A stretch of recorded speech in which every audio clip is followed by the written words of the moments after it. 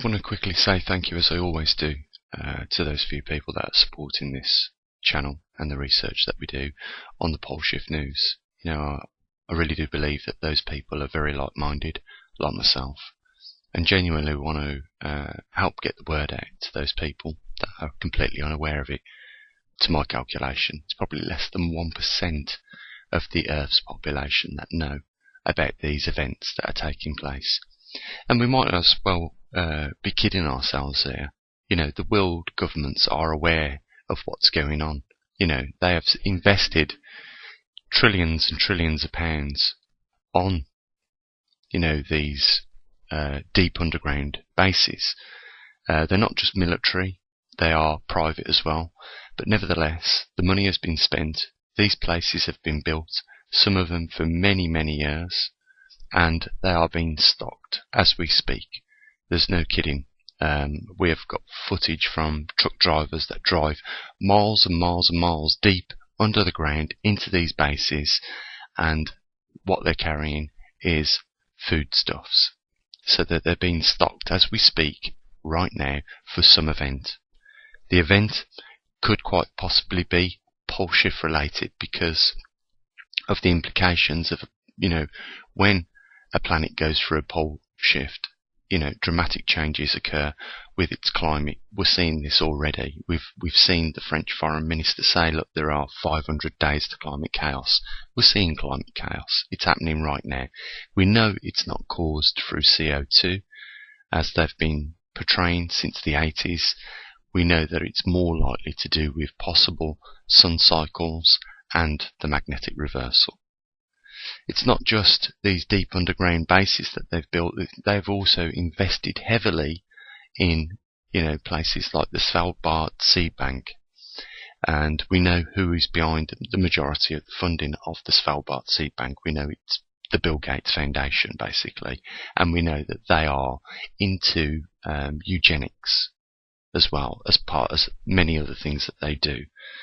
So, in a nutshell, what I'm trying to say to you guys is, look, the evidence is there. It's clearly a preparation for some sort of catastrophic event. We've seen them preparing for grid down types of analogies, which would be common during a magnetic reversal, because remember, the magnetosphere diminishes. We've lost 20% already of the protective shield, our magnetosphere. And, some of you may have noticed that, when you used to go out before to try and get a suntan, you'd spend pretty much the afternoon out there. If you're out there now, it's probably around an hour before your skin starts to burn. So, pay attention to the signs, that you notice yourself. Here in the UK, we've seen for the last 5 or 6 years, sundogs appearing at sunset. Now, sundogs are not a common sight in the UK, and most people are oblivious to this. They call them noctilucent clouds, and we see them sometimes covered in the mainstream media, talking about these things as though they're nothing to worry about. But these are the signs of changes, guys, that you should be paying attention to. I bet you our ancestors would have definitely seen them as signs of changes, and because of that, acted upon these signs. At the moment, because of our civilization and our modern technology, and it's by no mistakes, it's designed. We are being hoodwinked whilst all this goes on, and the majority of the population are completely unaware of what is going on. So, I'm not trying to frighten people here. I'm trying to say to you guys, this isn't a coincidence that your governments around the world are spending trillions of pounds on underground bases, that they are stocking them up with food for an event that possibly they know is pole shift related. It's, in my view, the magnetic reversal, when that takes place, it affects everything on the Earth. If the magneto starts to be changed, then it could be due to the fact that the core of this Earth is heating up. We've done the experiments that show that when we heat up magnetic anomaly material, what we get is a weakened magnetic field. we've got a weakened magnetic field on this planet. We are seeing signs of outpressuring, right, from the increase in erupting volcanoes around the world. We're seeing, the earthquakes increase in magnitude, and websites like USGS are downgrading the scale of these magnitudes from sometimes 8.0 to 6.0. They're taking big haircuts off these readings, and we know they're doing it because, at the same time as USGS record it, somewhere else around the world, somebody is recording it, and, there is a big discrepancy in the figures that they are giving people. The point is, they are preparing seeds, they are preparing facilities, and we know that there is a magnetic reversal on the cards. We know that this affects everything on our planet. We've only got to look at what happened to Mars when Mars lost its magnetosphere, when Mars lost its magnetic poles. So it was at one point very much a planet like ours that probably at some point in its evolution or in its past had life on that planet. And it could be that our Earth is experiencing the same. The reason why I say that is because on average the magnetic poles used to reverse every 350,000 years.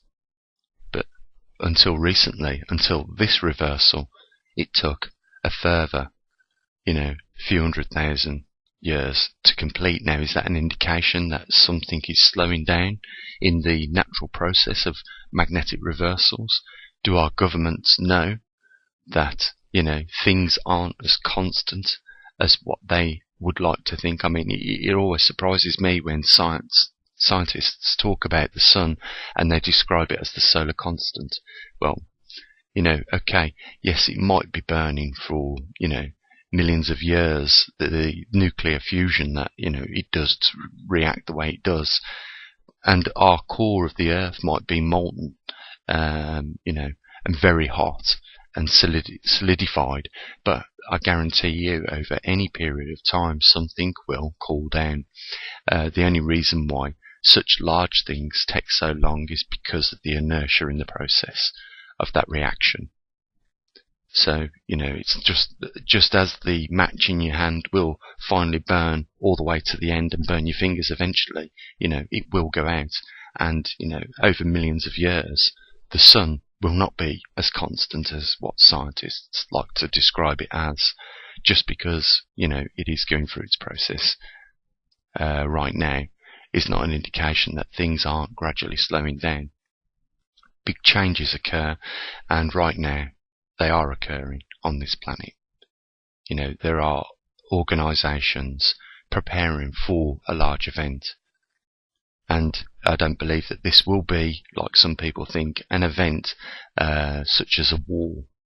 I think this is nature that our world governments are trying to defeat here, and I don't know particularly how well they will cope with that, but we are certainly already now seeing major changes. Remember, for the last 100 years we've watched the pole migrate from somewhere near Canada heading towards Siberia in a single vector, and then up until recently, in the last few years, we've seen that nice straight line, that vector towards Siberia, divert now 200 miles southeasterly. This is an indication of times where we are going to start to see dramatic changes. We're going to see dramatic changes with the weather, with floods, droughts, more earthquakes on greater magnitude, tsunamis, as things begin to gradually destabilise, and they will get worse, and as they do get worse, because of the inertia of all these problems, we are going to believe that, it's hardly taking place.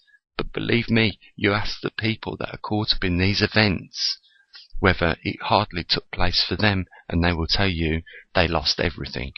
They lost absolutely everything in these events, including those close family relationships they had with each other, as well as their wealth, their belongings, the lot, all gone. in one event. This could quite easily happen to us. We know through, Katrina, how that affected and devastated that state. That we're not protected, even in the West, from such changes in the weather. When they occur and they affect us. And, more people need to be aware, and need to be aware that they're not, that there is some things that they can do. Some very simple things that they can do that put them in a massive position to cope. And, it's not just coming from channels like myself. Even the organisations are putting this out. You're getting the directors of some of these very large organisations come out and it must come across to some people as, why would they talk about such things? Is that bloke going to keep his job? Like the director of NASA, when he says, prepare for, the worst case scenario. And at least if you've done a little bit of preparing, you won't be, if that worst case scenario happens, you won't be in such a vulnerable position. There's something big on the horizon, guys. And I hope in the last few videos, I've gradually talked about these things. I've talked about some of the organs, such as Monsanto, and their role in which they will play during these changes of climate, such as manufacturing seeds that prefer a more cooler climate.